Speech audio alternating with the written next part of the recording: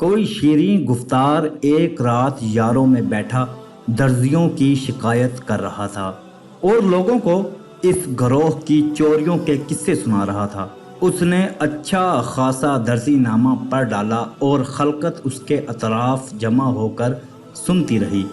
سننے والوں کو جس قدر دلچسپی ہو رہی تھی اسی طرح وہ بھی مزے لے لے کر بیان کر رہا تھا، بلکہ سراپا حقائق بن گیا تھا۔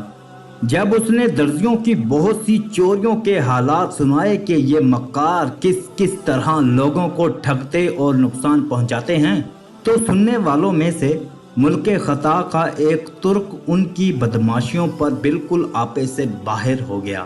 اس نے پوچھا کہ اے داستان گو، یہ تو بتا کہ تمہارے شہر میں کون سا درزی مکر و دغا میں سب کا استاد ہے؟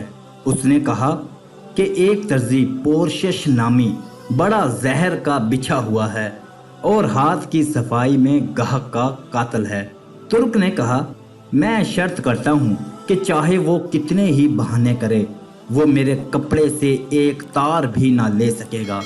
لوگوں نے کہا، ارے بھائی، تجھ سے زیادہ ہوشیار لوگ اس سے مات کھا چکے ہیں، تو اپنی عقل پر دھوکہ نہ کھا، کہیں تم اس کے چالو چکر میں آ کر بالکل لٹ نہ جائے۔ اب تو ترک بھپر گیا اور شرط کر کے اپنا مال گروی رکھا اور کہنے لگا کہ اجی، کیا نیا اور کیا پرانا، مجھ سے وہ کچھ چرا نہ سکے گا۔ ہلا شیری دینے والوں نے اور بھی ترک کو آپے سے باہر کر دیا۔ اس نے بھی گھوڑا گروی رکھ کر شرط لگائی کہ اگر وہ درزی میرا ذرا سا بھی کپڑا چرا لے تو یہ تازی گھوڑا ہار دوں گا، اگر نہیں چرا سکا تو تم کو ایسا ہی گھوڑا میرے حوالے کرنا پڑے گا۔ غرض شرط طے ہو گئی اور ترک کو مارے پیچ و تاب رات بھر نیند نہیں آئی اور اسی کے خیال میں الجھتا رہا۔ صبح ہوتے ہی ایک اطلس کا کپڑا بغل میں دبایا اور بازار میں اس دغا باز کی دکان پر پہنچا۔ درزی نے جو اس نو وارد گاہک کو دیکھا تو بہت ادب سے کھڑا ہو کر سلام کیا اور خوش آمدید کہی۔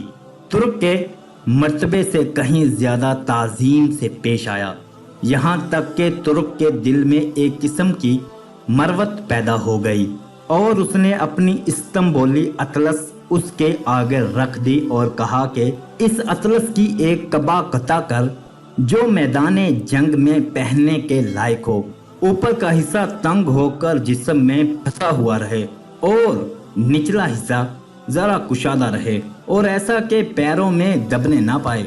درزی نے دونوں آنکھوں اور سینے پر ہاتھ رکھے، عرض کی کہ سرکار، میں ہر طرح کی خدمت کو حاضر ہوں۔ کپڑے کو ناپا اور قطع کرنے کے لیے جگہ جگہ نشان لگائے اور ساتھ ساتھ میٹھی میٹھی باتیں کرتا رہا۔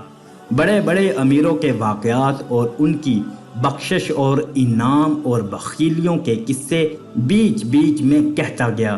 انہی حقائقوں میں ایک قصہ ایسا ہنسانے والا سنایا کہ وہ ترک ہنستے ہنستے لوٹ گیا۔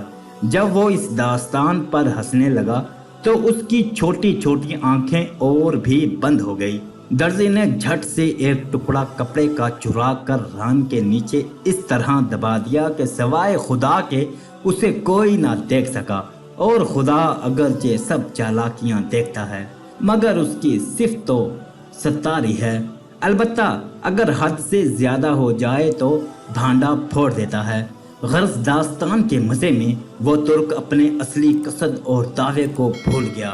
کدھر کی اطلس، کہاں کا دعویٰ اور کیسی شرط، وہ ٹھٹھے اور مذاق میں سب سے غافل ہو گیا اور درزی کی خوشامد کرنے لگا کہ خدا کے واسطے ایک مذاق کا قصہ اور سناؤ، اس سے میرا جی بہل رہا ہے۔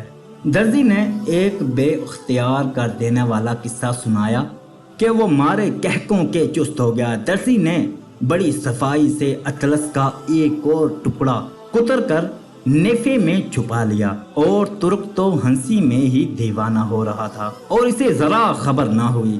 اسی طرح تیسری دفعہ بھی اس ترک خطائی نے درخواست کی کہ برائے خدا ایک دل لگی کا قصہ اور سناؤ۔ اس نے پھر ایک قصہ سنایا کہ ترک بھڑک اٹھا اور بالکل درزی کا شکار ہو گیا۔ ترک کی آنکھیں بند، عقل رخصت اور ہوش و حواس غائب، مارے کہکوں کے لوٹا جاتا تھا۔ اب کے تیسری دفعہ پھر اس قبا کے کپڑے میں سے ایک پٹی درزی نے چرا لی، کیونکہ ترک کی ہنسی کی وجہ سے چرانے کی گنجائش کافی مل گئی تھی۔ جب چوتھی مرتبہ اس ترک نے درزی استاد سے دل لگی کا فسانہ سنانے کی خواہش کی تو درزی کو اس ترک کے حال پر رحم آ گیا اور کہنے لگا کہ سرکار بس اب دل لگی چھوڑو، اگر اور قصہ سناؤں گا تو آپ کی عمر بھر حسرت رہ جائے گی۔ اب اس قصے کا نتیجہ سن۔ او بے خوف تو ہی ہے اور یہ عیار دنیا داری ہے جو اطلس کی قبا تقوی اور نیکی کے لیے تجھے سلوانی تھی، وہ مذاق اور کہکوں میں برباد ہو گئی۔